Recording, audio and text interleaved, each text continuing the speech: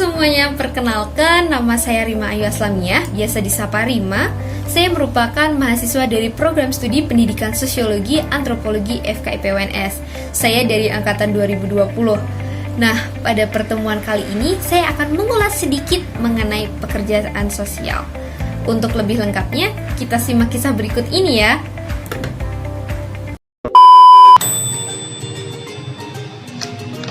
Halo teman-teman, kenalin nama aku Imul.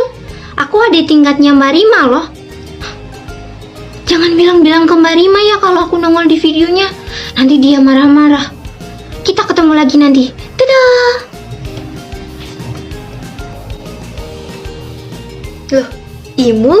Imul ngapain ada di sini? Bentar, Mbak Rima jangan marah-marah dulu ya. Imul mau tanya dong. Ini tugas suruh ngapain Mbak Rima? Mbak Rima suruh kerja kah? Mbak Rima kan masih kuliah. Masa Mbak Rima harus kerja? Ini maksudnya apa? Pekerjaan sosial. Mbak Rima harus kerja bakti kah? Atau suruh ngapain Mbak Rima?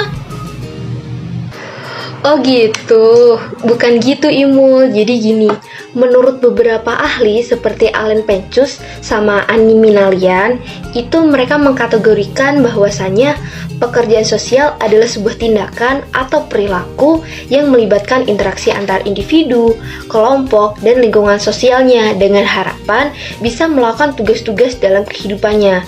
Sedangkan seperti ahli lain, Siporin. Nah, si Siporin ini itu mengkategorikan bahwa pekerjaan sosial adalah sebuah alat atau metode yang diciptakan oleh institusi sosial dengan tujuan untuk mencegah, membantu, dan menyelesaikan permasalahan sosial melalui skema perbaikan dan peningkatan fungsi sosial. Nah, jadi di sini bisa kita simpulin nih bahwasanya pekerjaan sosial itu adalah sebuah kegiatan profesional, pertolongan, pelayanan sosial yang dilandasi oleh knowledge, skill, dan value, di mana kegiatan ini itu fokusnya berada pada relasi sosial, yakni individu, kolektif, dan lingkungannya, dengan tujuan untuk mencapai kesejahteraan atau memaksimalkan fungsi sosial menggunakan serangkaian metode dasar. Nah, serangkaian metode dasar ini meliputi social case work, kemudian social group work, dan social community organizing. Contohnya di sini itu dibagi menjadi dua kategori. Nah, kategori yang pertama itu ialah non-profesional. Nah, non-profesional ini itu meliputi memberi makan dan merawat hewan-hewan terlantar.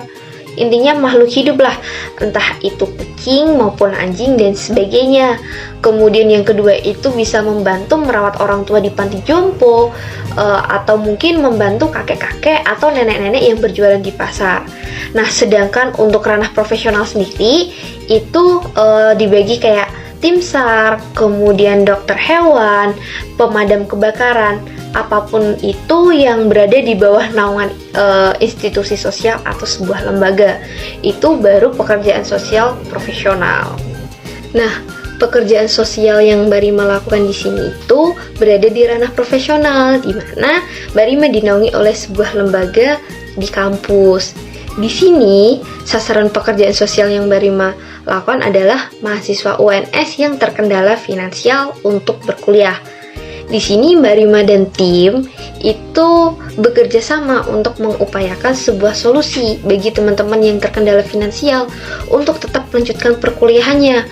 Meskipun dengan perubahan status kampus yang udah menjadi PTNBH, yang pada akhirnya hal ini justru mempersulit bantuan pendidikan gratis dari pemerintah.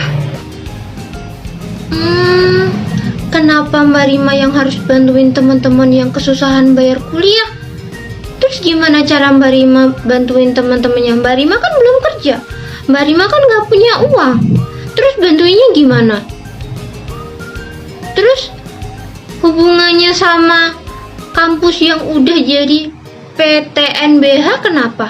Emang PTNBH itu apa? Kan ada bantuan kuliah, kayak KIPKA kuliah, terus juga bantuan beasiswa lainnya. Nah, sini ku kasih tahu.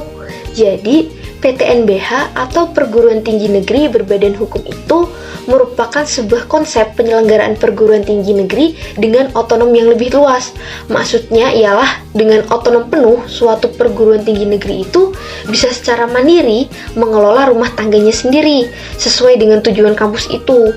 Dengan begitu, diharapkan perguruan tinggi negeri ini itu bisa lebih cepat berkembang dan berinovasi. Tapi dibalik keuntungan yang diperoleh tadi ya, di sini bukan berarti pada akhirnya PTNBH itu selalu baik. Tetapi dengan perubahan status UNS yang menjadi PTNBH ini, akhirnya pemerintah itu akan mengurangi dana subsidi perguruan tinggi negeri. Jadi akan ada namanya itu peningkatan biaya kuliah di PTNBH. Hal ini itu jelas membuat seolah PTNBH itu nggak lagi berpihak kepada masyarakat atau mungkin mahasiswa yang golongan ekonomi ke bawah ya, tapi justru malah lebih kayak cenderung berpihak kepada mahasiswa atau golongan yang ekonominya itu lebih menengah ke atas gitu. Nah, untuk lebih lengkapnya nih mengenai pekerjaan sosial yang Mbak Rima lakukan, Vino simak videonya yuk. Mbak Rima punya video menarik nih, mau nggak? Wah, mau dong Mbak Rima. Imul mau lihat videonya. Sini.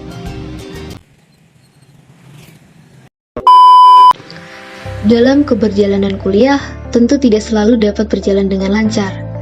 Ada berbagai faktor penghambat yang dapat memungkinkan terjadinya gangguan pada proses perkuliahan. Padahal, terselenggaranya pendidikan tinggi dijamin oleh pemerintah.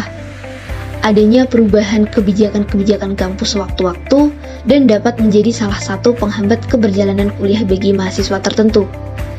Adanya kejadian hal yang tak terduga yang dialami mahasiswa dan membuat mahasiswa tersebut tidak dapat melanjutkan kuliahnya.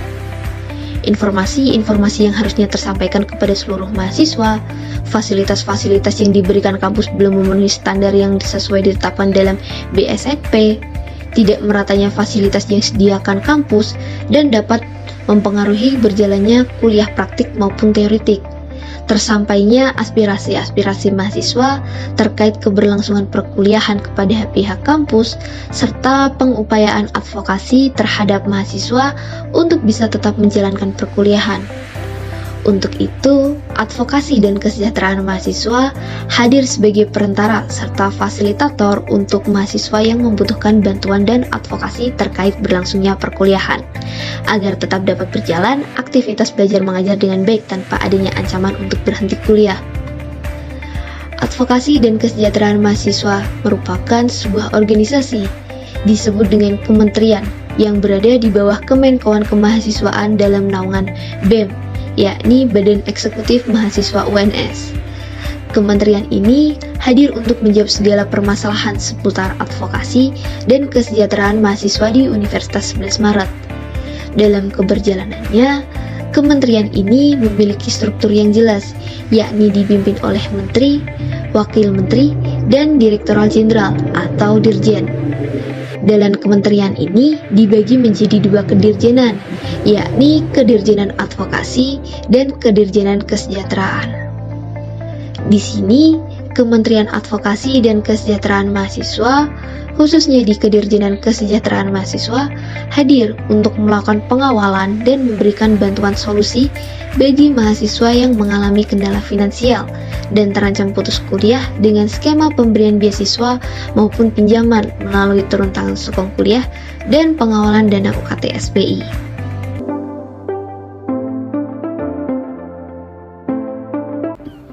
Assalamualaikum warahmatullahi wabarakatuh. Perkenalkan, Saya Indi Fani Artakarisma Martatinaya dari Pendidikan Sejarah 2019. Pendidikan Fisika 11 Maret. Yana Mukti Sandi dari program studi ilmu hukum, program studi S1 Ilmu Lingkungan. Triwiji Astuti, Fakultas Matematika. Assalamualaikum warahmatullahi wabarakatuh. Saya Husna. Saya Dikaris Ramadan. ya Cipriadi Wahyu. Pendapatan kedua orang tua yang terdampak oleh pandemi COVID-19. Karena kondisi keluarga yang sedang terdampak pandemi, Kondisi keuangan keluarga saya sama orang tua saya sedang dalam kesulitan. Membayar UKT secara mandiri dengan cara bekerja part-time. Penghasilan orang tua yang kecil. Karena kan orang tua saya yang sudah tidak mampu untuk membayar pembiayaan kuliah saya. Ayah saya yang tidak bekerja secara full time atau hanya serabutan saja. Dengan ekonomi. Saya ucapkan terima kasih kepada IKA UNS. Terima kasih kepada kakak-kakak IKA UNS. Terima kasih banyak kepada IKA UNS. Terima kasih kepada IKA. Ini saya mengucapkan banyak-banyak berterima kasih kepada IKA UNS yang telah membantu saya dalam pembiayaan kuliah saya. Mengucapkan banyak terima kasih atas bantuan pembiayaan UKT saya. Saya mengucapkan banyak terima kasih atas bantuan IKA. Ingin mengucapkan terima kasih sebanyak-banyaknya kepada IKA UNS. Saya ingin mengucapkan banyak terima kasih kepada keluarga IKA UNS karena telah membantu saya dan juga teman saya dalam melunasi UKT kami yang masih kurang. Harapannya adalah semoga kedepannya keluarga IKA makin bermanfaat lagi kepada banyak mahasiswa di UNS, lalu bisa membantu banyak lagi mahasiswa yang mengalami kesulitan dalam finansial. Wah, keren banget ya Marima ya. Jadi bisa kayak gitu juga ya. Wah, makasih banyak ya Marima ya buat ilmunya. Nanti bisa Rima terapin pas Rima dapat mata kuliah ini. Oh iya, kalau boleh tahu, tadi Imul ngapain kesini? Kok udah ada di sini aja? Oh iya, Rima pergi dulu ya. Rima pulang. Dadah Mbak Rima, jangan marah-marah ya. Imul kesini cuma mau main doang. Dadah.